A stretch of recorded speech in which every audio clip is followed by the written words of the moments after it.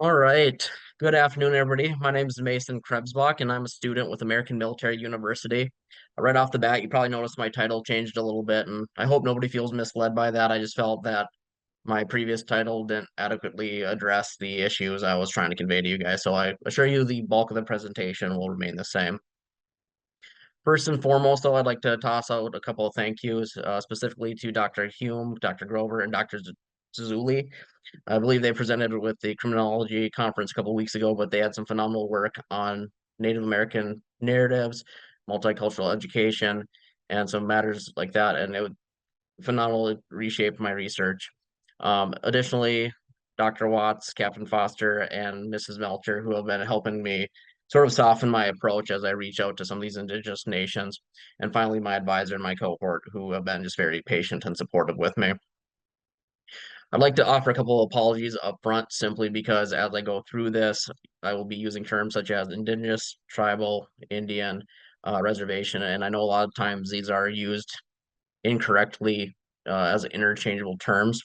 However, the context in which I'm using it is the same context as which I had pulled it from my source documents. Real quick, a little bit about me is I'm in my 30s. I'm a non-Indigenous male, and my background is primarily working as an analyst with drone operations overseas in a counterterrorism role. My academic background, I do hold several degrees in the intelligence field, but these are also primarily tactical and operational related. And then finally expanding my horizons to a strategic level as a current student at American Military University.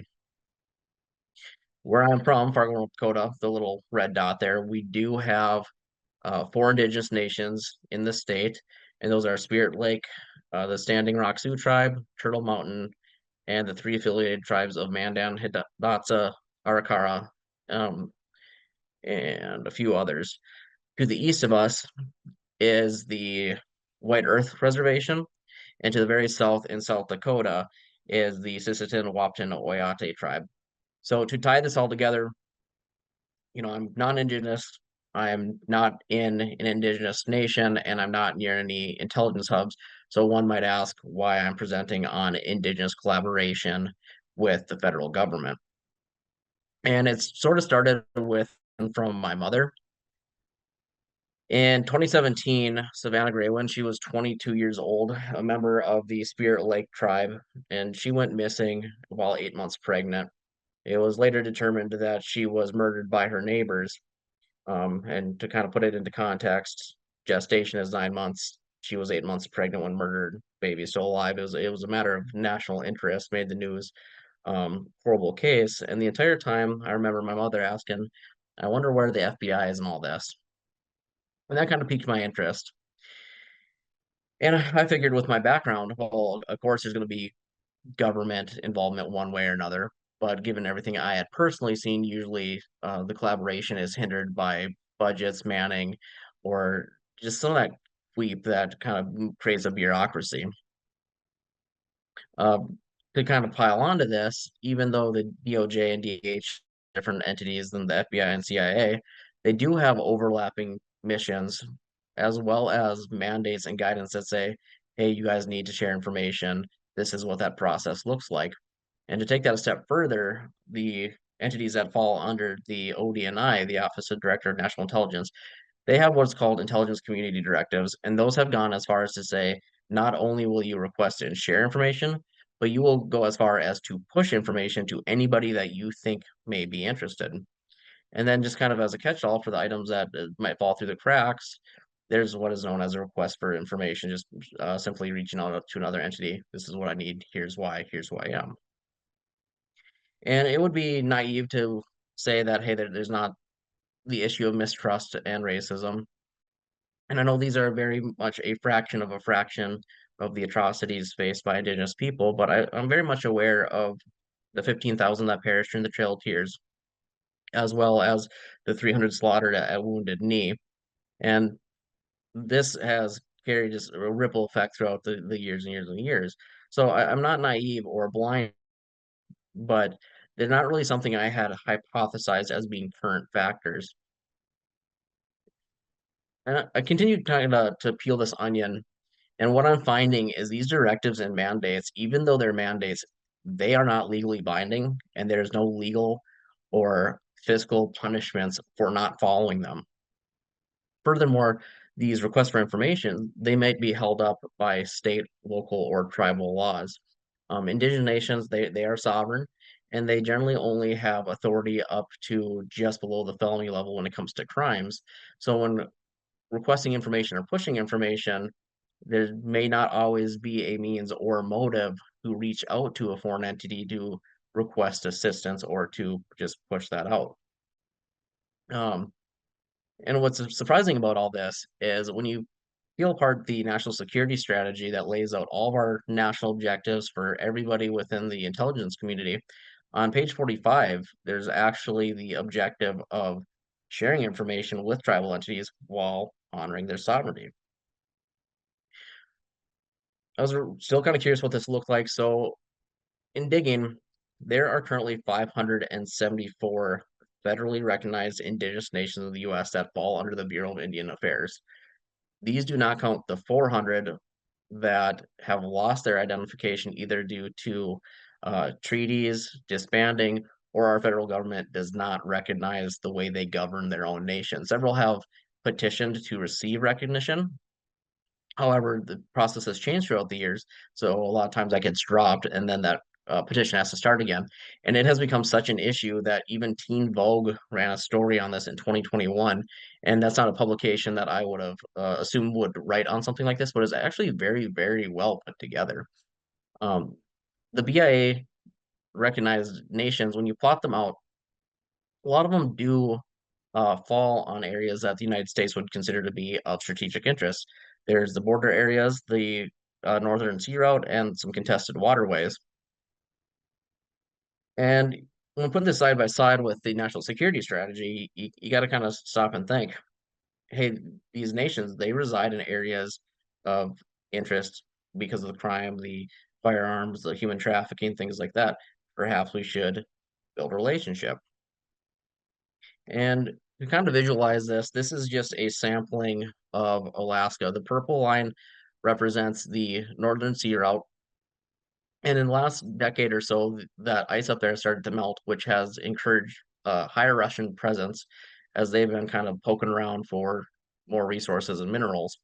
And this has become kind of a threat to not only the United States as a nation, but also to the sovereignty of some of these nations within Alaska, especially those who have kind of a sustenance-based culture that are very reliant upon hunting, fishing, and the seasonal changes. So within Alaska, there's an 80% demographic that they're all indigenous. And this is simply a sampling of the ones that I've kind of spaced out evenly along that northern sea route. For the continental US, once again, this is just a sampling, but the blue line is a narcotics smuggling route and the red is a firearm smuggling route. These were pulled from the DEA and ATF. And it is of note, when you lay these out, it kind of gives the misrepresentation or the misinterpretation that things are only being smuggled to indigenous nations. I just want to put this side by side. To the right is a map of the US highway system. So these lines are just highways that are traveled to traffic these items. The indigenous nations along the way, they just happen to be within those areas. But it's not enough to come down and say, hey, these are the federal strategic objectives. These are the things that are strategically important to us. There does need to be a level of reciprocity. The Urban Indian Health Institute ran a great story on missing and murdered Indigenous women, and it talks a lot about the fees for Freedom of Information Act and the stuff that has been pushed to the DOJ or DOJ and where it gets caught up. Um, but I really love this graphic because it shows the areas that these nations are showing a value to them and their people based on security. And what's amazing to that is a lot of those same states with the missing indigenous people, they overlap with the regions that the federal government has identified as being important or sensitive. But it's not enough to say that these areas are kind of important to all of us. to kind of garner that support. A person really needs to argue a need for collaboration. It's not enough to say, hey, there's a problem out there. And this Doors turns around a great story on leadership in times of crisis. And the general theme was just rallying around a strategic target. And we've kind of talked about the strategic target, but on one side versus the other. And this Donald Nucherlane, he was a former policy advisor. He kind of peeled apart several different countries, and he found that there's very similar shared interests despite regime or country. And national objectives are generally based upon well-being of citizens and safety of territory. You will notice I did scratch out adherence to a constitution simply because Indigenous nations are kind of a dual status. Not only are they members of the United States as a nation, they are also members of their own sovereign Indigenous nation. And within that, the person has to realize that under the US Constitution, several of these nations have been mistreated very, very horribly. And the adherence to the US Constitution may not be a large motivator. Um, but looking at these regions, these are kind of what I would say would be my neutral lane objectives to build a shared strategic target. What, as a researcher, could be presented as shared strategic threats and shared strategic interests between state, federal, and local and indigenous law enforcement. But once again, putting this all together, at this point in time, when I was compiling all this, my research really hadn't changed terribly. I did add, the racism and the mistrust and a few others. But you'll see compared to the previous slides, there's no wow factor here. And I had taken these and kind of drafted some questions just coming out of a coding class. Like these are my weighted questions I would love to push out to all 574 of these nations and some federal entities just to kind of have a comparison. And I'm so glad that I did not send these out because I probably would have done more harm to my own efforts than good, because a lot of this was based on what I had known as well as actual processes. Reaching out to an individual that had worked with Indigenous nations, I kind of pitched this to them, and they threw out there, "Hey, have you looked to see if any of these nations have their own review board?" It wasn't anything I had considered, so I got to digging, and the Navajo Nation has a very phenomenal. I encourage you guys all to check it out if you're in this line of work. A phenomenal IRB process because it's very similar to what you would see with your standard university. But on top of asking about your research and some transparency and what the benefit is, they have taken not only this template, but in addition, they have added not only the legal context for justifying these things, but also the cultural context of, hey, here's the things that have happened, and here's why we are asking to share your research. And this isn't something you generally see on the federal side when you push out mandates or requests. You get the request or the mandate as it is without any background information. And this was eye-opening. So started to run with this and kind of looking at a way, is there a way I can use this as a template to meet my all my IRB needs? And the plan was to reach out to a lot of these nations and simply ask the question, do you have an IRB process? The Bureau of Indian Affairs, they maintain a roster of points of contact for all their registered Indigenous nations, and it has not only the basic contact information, but also PO boxes in case a person were to mail anything and election data. So it's a fairly robust document. But as one starts to peel it apart, there's some inconsistencies. The points of contact listed with these different nations, they all have different titles, and with those different titles is going to come different responsibilities or delegation responsibilities. From a coding or research or even a lazy standpoint, it makes it impossible to send out a form or a template letter without potentially insulting a whole bunch of people because they earn these titles and they have meaning. And as one keeps going, there's really not a lot of consistency with email domains, which on the surface may not mean anything to most, but each one of these domains is going to have its own firewall protections and spam filters, with the potential to catch, say, a .edu email. And then you'll see that 54 emails simply weren't even present in the spreadsheet.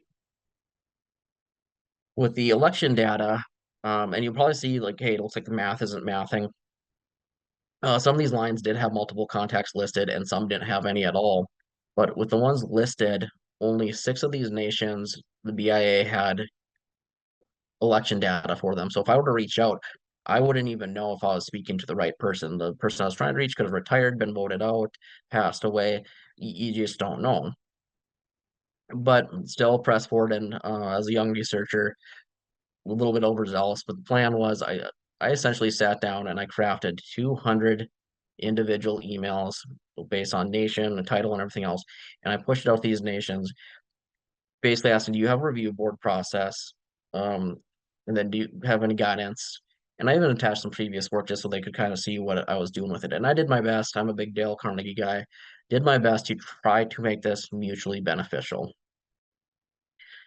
And reality hit pretty hard. I had a goal of a 60% response rate, which I realize is very high, but that based off a journal from the Library of Medicine. I received about a 2% response rate. Um, I had for that just a basic, we don't have a process, thank you. And then I had a one that simply said, please call me. And then the 198, no response, no spam kickback, no delivery demon. So I was starting to really worry that I had insulted an entire demographic of individuals very, very early on. But I did get one email that said, please call me. And it was interesting. It was an individual from up in Alaska. And I called and she asked what I was looking for, and I explained.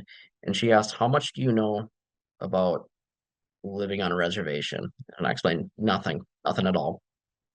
And she kind of laid out, okay, so the council is very, very busy. We oversee everything. We don't trust other nations. We don't trust federal government. We don't trust outreach programs. Um, and she kind of walked me through a lot of this. And I did try to frame some of these answers through the most common research theories taught in international relations.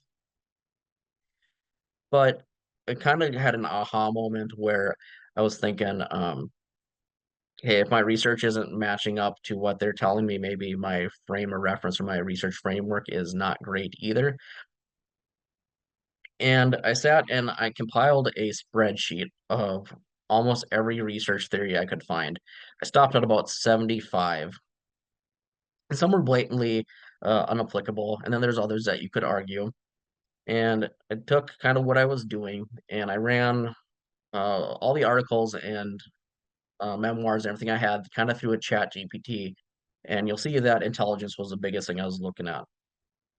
And it did make me realize I was looking at intelligence more so as an end product than a process or procedure. And I also kind of took a look at some of the solutions for collaboration that have been tossed out in the past. Some have suggested using special forces to make contact with some of these nations, not from the standpoint of kicking down doors or blowing stuff up, but because it's what we use them for in foreign theaters. They are very good at building rapport and things like that. But the problem with that comes sending basically military members to an indigenous nation. It could have negative ramifications if not done properly. Uh, People have tossed out the idea of building more fusion centers. There's a plethora of those across the states, but the issue is those generally need to be on federally controlled land, or the federal government wants access to them at all time, which isn't unreasonable when you have the FBI and other entities within those buildings. But when you already have nations that don't necessarily trust the federal government, that's a hard sell. There are several grants that have been used to bolster Indigenous nation security. The criteria for oversight is a little bit vague. So I'm kind of a individual. I don't think money fixes everything. It doesn't hurt, but throwing money at problems doesn't always make them go away. There's been talks of advisory committees with indigenous individuals as well as Homeland Security and state officials. The problem with things like this is you have 574 indigenous nations that are being all lumped together essentially under the term Indigenous. They have their own unique cultures, governments, way of life. So to represent them all, if there's participation, you now have a council of over 600 people when you throw in all the players. There's been talks of increased recruiting within some of the intelligence community, which is good in theory, and I would encourage others to keep driving for that. But where it becomes problematic is the security clearance issues because Indigenous law enforcement databases don't always talk to state or federal, which can really delay the process for getting somebody a clearance and the training that they need. The DHS did create an advisory council, but participation has been fairly minimal. And then I think it is important as a researcher to call myself out for my own mistakes. I had kind of thrown out the idea of maybe more stringent guidance on some of these grants and exercise programs. But as I kept digging, there's a perception that compliance would mean subjection to another entity, giving up some of that sovereignty. So I've kind of since scratched that idea. But I kind of started to think about, back to some of my own experiences. If you've ever worked in the government field, there's always one or two individuals that are really, really good at calling other entities, cold calling them and getting what they want. Despite all the mandates that we have, analysts are hesitant to share what they have, largely due to fears of spillage, trying to protect their own budgets, and sometimes you might just get a lazy employee. But relationships do pop up from time to time, and information does get shared. Um, and part of this is that rapport piece. It has been proven that analysts and law enforcement will share and contextualize information with individuals that they know from other entities. It's 6 degrees of separation, or as some might call it, a bro system. And what's weird about this is to make a phone call to another entity to push information or pull information because of that culture within the intelligence community can be seen as deviant behavior. It goes against what they generally are practicing. Deviant behavior, we kind of perceive it as a negative, but in an instance where they're trying to benefit the community, these weird little relationships that are popping up are actually pro-social rule breaking because they're benefiting the overarching community as a whole. And that kind of pushed me back towards the intelligence not as a product, but as a process. And every time the government does intelligence reform, it's always a restructuring or a new database or a new framework, but they never really evaluate how something is worded, how things are being shared, how a common perception is built. And it's kind of funny because some of the smaller publications will mention this, but it never seems to translate well to the bigger ones. For example, this Joint Publication 3-0, which is Joint Forces mission planning, really they touch on centers of gravity and the freedom to act and what motivates a person. So I started to think when you pick up that phone and you call a foreign entity or something like that, what is it that's being conveyed that says, hey, I need help. Let's go against both of our workplace cultures. Here's why it's important. Here's why it matters to both you and me. Luckily, there is a theory for that. This George Homans was a behavioralist and he keyed the term social exchange theory. And basically, it looks at social interaction as a series of barters. And I will admit, when you work with indigenous nations, the items such as exchange, transaction, barter, risk, reward, they might not sit well because you look at past deals that have been made and very few have been upheld. But I would argue that within this, a reframing could be used where like the resources would be the information and the rewards would be information and reciprocity. But it's really a dissection of those little interactions that get to that information sharing. And what stuck out with this theory is it really does help nail down on how those values can impact those later written protocols. kind of a pushback on this that I'm perceiving is I'm talking about 574 indigenous nations that are recognized, 400 that aren't, a multitude of federal entities, multitude of state entities, and I am trying to evaluate little interactions, like face to face. And one of my uh, favorite lines, I guess, from a movie is this dude is just getting chewed out by an old guy, and he says, "You're nothing but a drop in the ocean." And the character responds, "What is an ocean but a multitude of drops?" So really, these little things do add up to bigger things.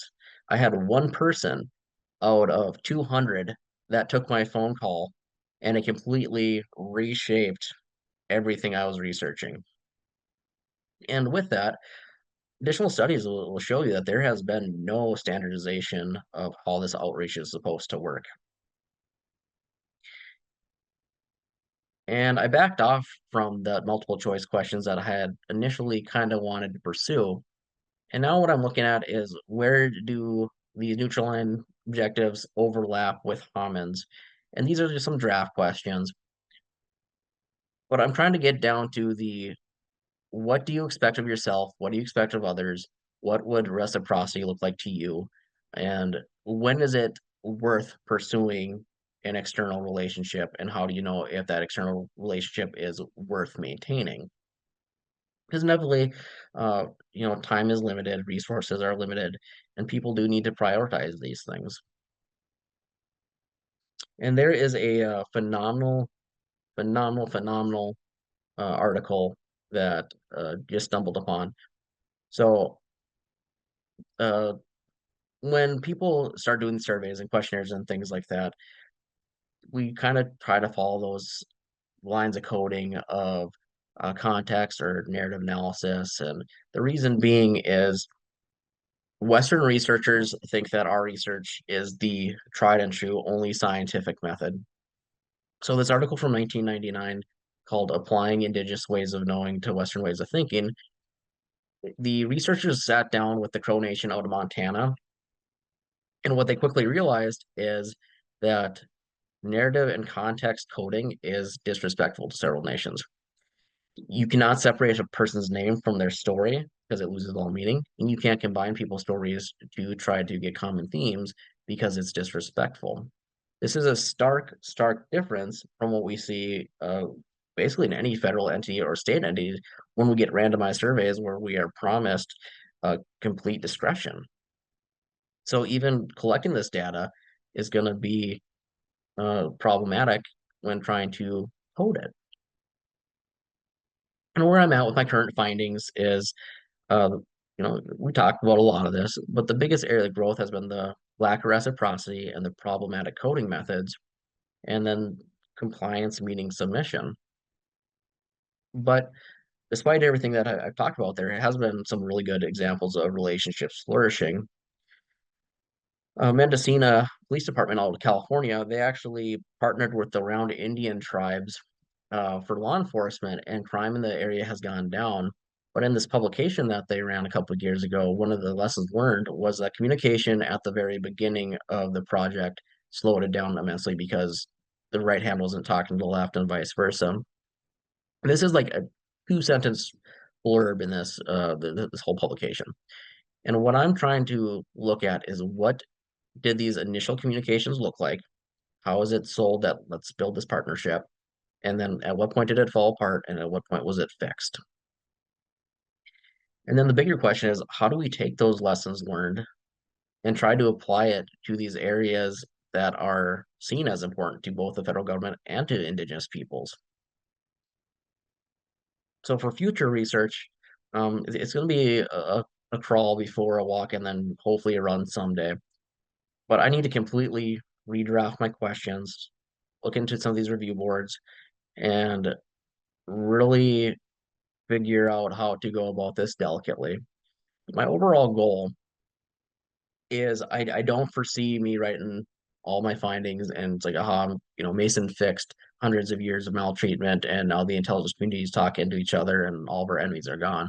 Really, what I'm hoping is with my findings, there's something that can potentially be synthesized or used as a lesson just for a kind of a stepping stone to eventually get to better policy and outreach. But with that, I know we are about at time, and that's really about all I have for you today. Wow, thank you so much for your presentation. And I'm sorry, but we have to close now because it is time. But yeah, the good news is every presentation in the department will be available online soon. So everyone will be able to check those on our profile on YouTube. So thank you so much again and have a wonderful evening.